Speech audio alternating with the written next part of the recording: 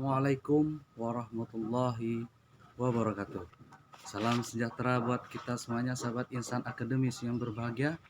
Pada kesempatan kali ini, perkenalkan di channel ini saya Darak Tuni, mahasiswa Pasca Sarjana UIN Fatmawati Soekarno, Prodi Pendidikan Agama Islam. Baik, sahabat insan akademis yang berbahagia, di semester genap ini pada video yang kedua, saya akan membahas dan mempresentasikan channel saya ini tentang pranata sosial dalam mata kuliah Sosiologi Pendidikan Islam. Baik, insan akademis yang berbahagia, pada channel sebelumnya saya sudah membahas tentang pengertian sosiologi serta proses sosial dan interaksi sosial atau sosialisasi. Nah, pada kesempatan kali ini saya akan fokus membahas tentang pranata sosial. Baik, insan akademis yang berbahagia, berbicara tentang pranata sosial, maka kita harus mengetahui terlebih dahulu apa definisi dari pranata sosial itu sendiri. Nah, kita bisa mengambil kesimpulan dari beberapa buku yang sudah saya baca bahwa pranata sosial adalah sistem norma yang bertujuan untuk mengatur tindakan maupun kegiatan masyarakat untuk memenuhi kebutuhan pokok dan bermasyarakat bagi manusia itu sendiri. Jadi dalam arti luas bahwa sistem pranata sosial itu adalah norma atau sistem yang bertujuan untuk mengatur tindakan dan perilaku manusia baik pribadi maupun kelompok dalam hubungannya dengan masyarakat. Itulah yang dikatakan dengan pranata sosial.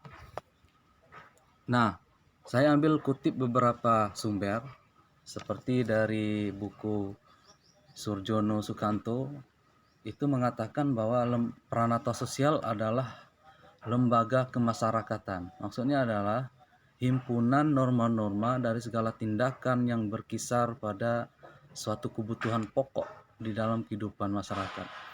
Jadi masih menyangkut masalah lembaga ataupun norma yang berlaku di dalam kehidupan sosial. Maka itulah dikatakan dengan pranata sosial.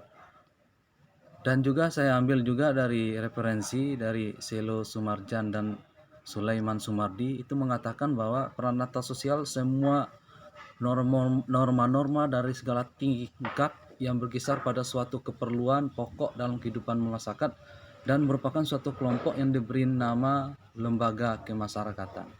Jadi masih digarisbawahi tentang lembaga ataupun norma.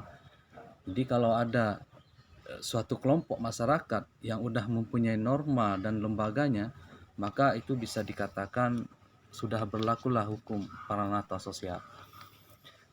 Sahabat insan akademis yang berbahagia, dalam membahas tentang pranata sosial, kita perlu mengetahui ada macam-macam dari pranata sosial itu sendiri. Artinya lembaga sosial atau norma sosial. Namun banyak buku mengkaji bahwa ada 5 yang dikategorikan sebagai pranata sosial. Nah, itu yang pertama ada pranata keluarga, kemudian pranata politik, pranata pendidikan, pranata ekonomi, dan terakhir ada pranata agama. Jadi dari 5 unsur pranata inilah maka berkembang nanti berbagai macam-macam bidang kelompok masyarakat atau lembaga kemasyarakatan. Jadi saya ambil kesimpulan dari 5 macam pranata tersebut itu sebenarnya simple. Contohnya pranata keluarga. Kenapa keluarga itu disebut juga sebagai sebuah pranata ataupun lembaga sosial? Ya, karena dari awalnya individu dilahirkan oleh ibu, ya, kemudian dibesarkan, kemudian mulai tadi tidak bisa berbicara sampai bisa dewasa ya. Kemudian berinteraksi dengan ibu bapak, adik kakak, keluarga, kakek nenek. Maka itu membuktikan bahwa udah terjadi sosialisasi atau interaksi sosial. Itu cuma singkat di dalam hubungan kekeluargaan. Nah, dalam arti luas maka muncullah dari hubungan peranata keluarga maka berkembang ke masyarakat, kelompok masyarakat, bisa peranata politik, pendidikan, seperti kita di pasca sarjana ya udah terjadi yang namanya sosialisasi interaksi sosial antar dunia pendidikan, dan juga peranata ekonomi dan peranata agama. Jadi ini 5 macam peranata yang banyak dibahas di dalam buku-buku, dan inilah berkembang berbagai macam peranata-peranatanya. Nah, sahabat insan akademis yang berbahagia, apa sih sebenarnya fungsi dari peranata sosial itu sendiri? Dari berbagai sumber saya ambil kesimpulan bahwa peranata sosial itu berfungsi sebagai menjaga keutuhan dalam masyarakat yang bersangkutan, karena adanya nilai-nilai norma yang berlaku di setiap kelompok masyarakat tersebut. Kemudian fungsi kedua, memberikan pedoman pada anggota masyarakat untuk bertingkah laku atau bersikap. Jadi dengan adanya peranata sosial ini, maka masyarakat bisa mengambil pedoman dalam bertindak di dalam kemasyarakatannya. Jadi ada norma-norma, aturan-aturan yang berlaku. Dan terakhir, fungsi peranata sosial itu adalah memberi pegangan pada masyarakat untuk menandakan sistem pengadilan sosialnya. Nah, inilah fungsi dari peranata sosial. Nah, bagaimana tujuan peranata sosial itu sendiri? Di dalam buku Kojo Ningrat itu saya ambil kesimpulan ada 8 tujuan dalam pembentukan peranata sosial ya, lembaga sosial ini. Yang pertama ada namanya domestik institusi. Jadi institusi dalam negeri kita, domestik di dalam. Kemudian ada economic institution. Jadi tujuan dibentuknya peranata sosial untuk institusi ekonomi. Kemudian ada education institution. Artinya ada institusi pendidikan. Kemudian yang keempat scientific institution. Jadi institusi ilmu pengetahuan ya, scientific. Kemudian ada aesthetic and recreation institution, artinya institusi untuk rekreasi ya, keindahan ya. Kemudian yang keenam ada tujuan peranata sosial itu menurut Kojo Ningrat ada religion institusi, jadi institusi agama. Kemudian yang ketujuh ada political institution. Kemudian yang terakhir ada somatic institution. Inilah ada 8 tujuan dibentuknya peranata sosial. Nah, bagaimana ciri-ciri peranata sosial itu sendiri? Nanti kita bisa melihat di tengah masyarakat. Yang pertama, saya melihat ada ciri-ciri peranata sosial itu adalah merupakan suatu organisasi dari pola-pola pemikiran dan perilaku yang terwujud melalui aktivitas-aktivitas sosial. Jadi ciri-cirinya adalah ada organisasi ya. Jadi atau pola-pola pemikiran atau perilaku yang terwujud melalui aktivitas-aktivitas masyarakat atau sosial.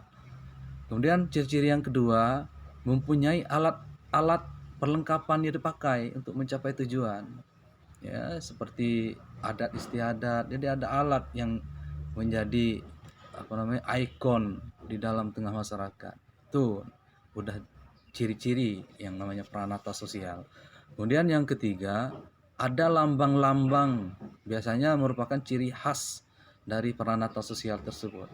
Ya, seperti contoh ada logo lah ya. Di dalam setengah masyarakat ada lembaganya, ada kelompok, ada logonya. Itu udah merupakan ciri-ciri ada peranata sosial ya.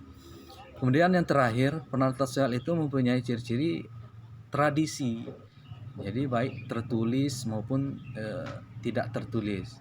Jadi kalau udah ada yang tertulis maupun tidak tertulis, ada norma yang berlaku, itulah disebut dengan ciri-ciri peranata sosial. Nah, dari pembahasan tadi ada 5 macam peranata sosial tadi ya. Ada peranata sosial keluarga ya, politik, agama, ekonomi. Jadi dari kelima tersebut, nah, sahabat insan akademis itu bisa kita lihat proses pembentukan peranata sosialnya di layar channel saya ini, video ini bisa kita lihat. Nah, ini proses pembentukan peranata sosial dari skema gambar video saya ini bisa kita lihat proses pembentukannya. Jadi dari sekumpulan individu yang saling membutuhkan berkumpul ya, mengadakan perkumpulan, kemudian muncullah sebuah norma atau the rule of game-nya. Jadi ada norma yang berlaku di setiap kelompok tersebut, maka saling berinteraksi di sana, makalah muncul proses yang namanya Yushek. Yushek itu artinya kebiasaan ya, kebiasaan atau norma yang berlaku di tengah masyarakat. Kemudian ada Folkways. Folkways itu namanya adat istiadat. Cuma biasanya adat istiadat ini berlakunya hukum Folkways dengan Morris ini. Morse itu biasanya saling bertolak belakang. Kalau Folkways ini adat istiadat yang tidak resmi, ya, tidak resmi. Kalau Morse dia adat istiadat, cuma sudah ada kelompok resminya.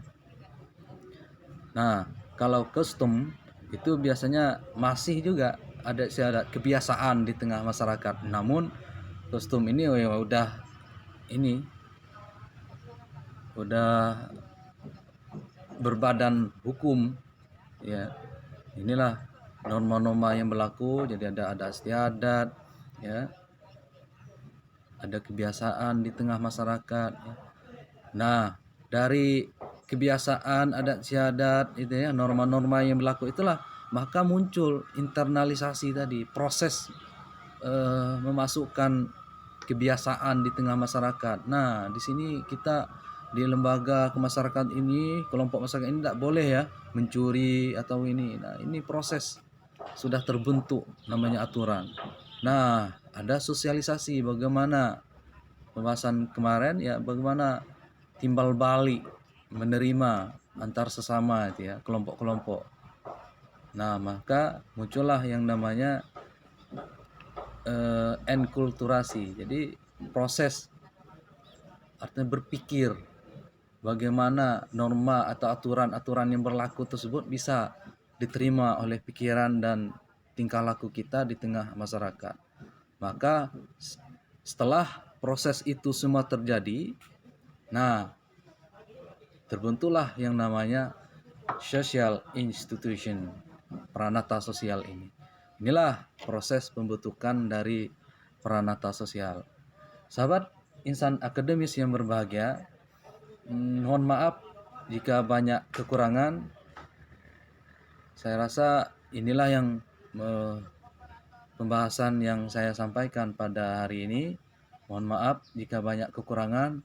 Semoga selalu menambah khazanah ilmu pengetahuan kita tentang ilmu pengetahuan, khususnya tentang sosiologi pendidikan Islam.